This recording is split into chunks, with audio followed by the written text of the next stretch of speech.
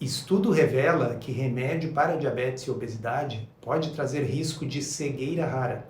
Medicamento à base de semaglutida, que é o Ozempic, né, pessoal, podem provocar uma espécie de AVC e causar perda da visão.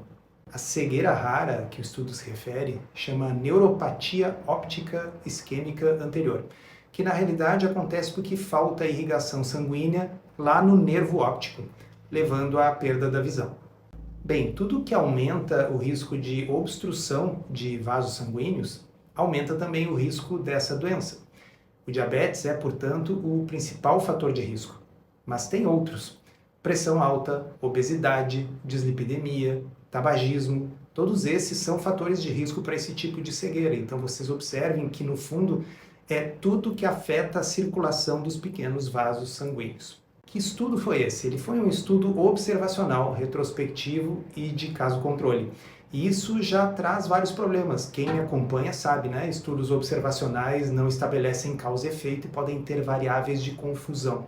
Nesse caso, eles compararam pessoas que foram encaminhadas para essa clínica, era uma clínica especializada em neurooftalmologia.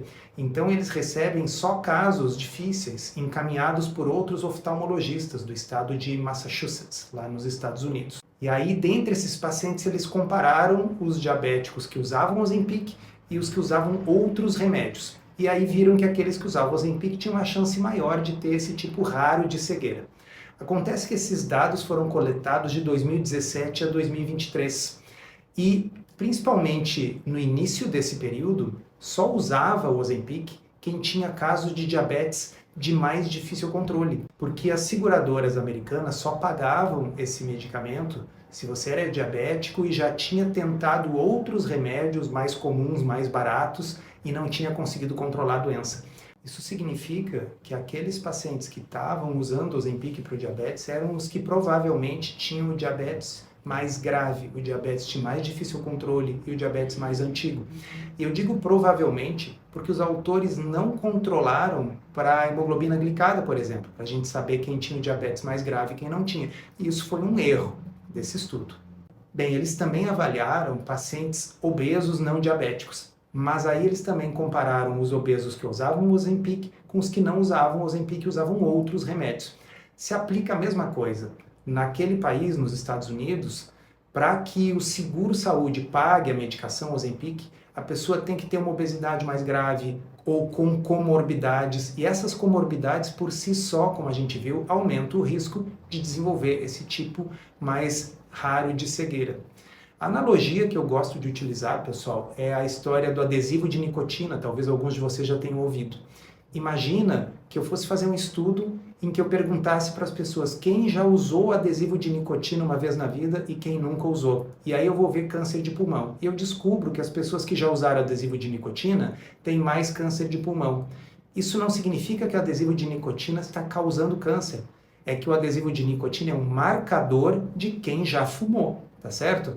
Então, da mesma forma, o Ozempic aqui pode ter sido simplesmente um marcador de diabetes mais grave e de obesidade mais complicada. Isso significa que esse estudo é péssimo, não deveria ter sido publicado? Não, eu acho que ele levanta uma hipótese. Agora, esse tipo de estudo jamais deveria gerar manchetes. Por quê? Porque você lê uma manchete dessas e você se assusta. E eu acho que há uma alta chance de pessoas que se beneficiariam muito de usar esse tipo de medicação e que daqui a pouco vão desistir ou vão recusar.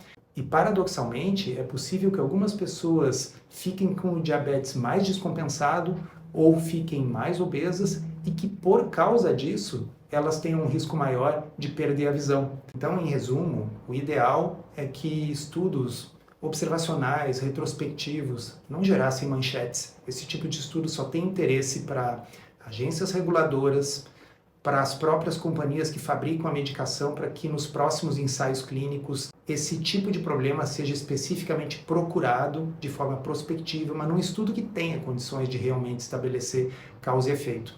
Eu, particularmente, acho muito pouco provável que, de fato, o Ozempic esteja aumentando o risco das pessoas desenvolverem esse tipo raro de cegueira. Acho que é simplesmente mais uma variável de confusão de um estudo observacional.